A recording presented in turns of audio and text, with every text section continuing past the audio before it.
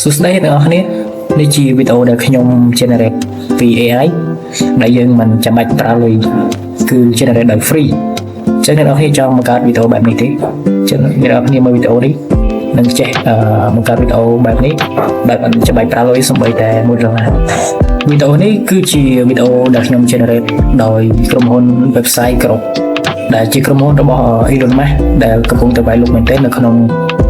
generate បង្កើតវីដេអូជា AI ប្រភេទហ្នឹងដោយមិនច្បាច់ប្រើលុយហើយជាដំបូងអ្នកនរគ្នាត្រូវ join វាដើម្បីភ្ជាប់ជាមួយនឹង Gmail តោះយើងទៅធ្វើការ join ទាំងអស់គ្នាដើម្បីបង្កើតវីដេអូ free ទាំងអស់គ្នាជាដំបូងយើងធ្វើការ join សិនដូចនេះខ្ញុំមាន Gmail ដើម្បី join ចឹងខ្ញុំ join Gmail សិនយើងគាត់ទៅធ្វើការភ្ជាប់ជាមួយនឹង Gmail ទៅគឺជាការស្រេចហើយយើងរងចាំវាបន្តិចសិនដើម្បីឲ្យវាភ្ជាប់ឥឡូវនេះខ្ញុំបានភ្ជាប់វារួចហើយមុននឹងយើង generate វាបានយើងត្រូវចុចកន្លែង image អញ្ចឹងយើងធ្វើការឲ្យវាបង្កើតជា image សិនដើម្បីយើងឲ្យវា generate ជាវីដេអូចុចកន្លែង image ទៅហើយនេះគឺជា prompt ដែលខ្ញុំ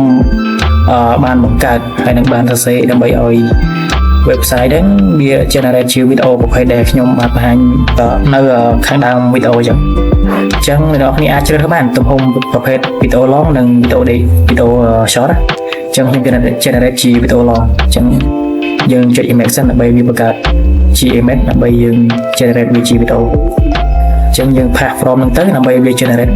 យើងធ្វើការរងចាំវាប្រហែលជា15 second ទៅ20 second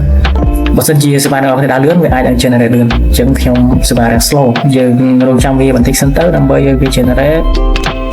អ្នកគ្នាធ្វើមួយតាមជំហានដែលខ្ញុំបានណែនាំហ្នឹងគឺវា generate បានឥឡូវវា generate ជារូបភាពបានអញ្ចឹងយើងអាចជ្រើសរើសមួយដើម្បីយកវា generate ជាវីដេអូឥឡូវខ្ញុំជ្រើសយកទី1នេះចុះយើងចុចឲ្យវា generate ជាវីដេអូ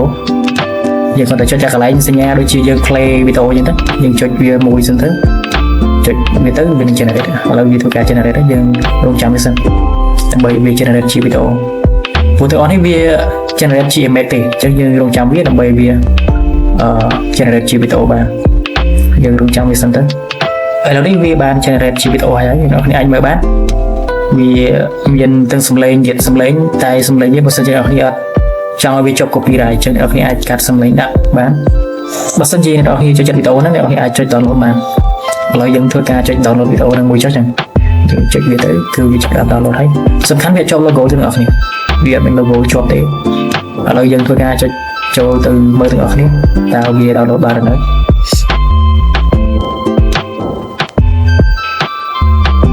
ឡើយយើងចុច play អ្នកនរគ្នានេះអ្នកនរគ្នាគឺជាវីដេអូដែលយើងបាន download ហើយបើសិនជាអ្នកនរគ្នាចង់បានច្រើនអ្នកនរគ្នាអាចកាត់វាបញ្ចូលគ្នាទៅវីដេអូហ្នឹងគឺមានតែប៉ុណ្្នឹងទេអ្នកនរគ្នាអញ្ចឹងសូមអរគុណចំពោះការទស្សនាវីដេអូរបស់ខ្ញុំ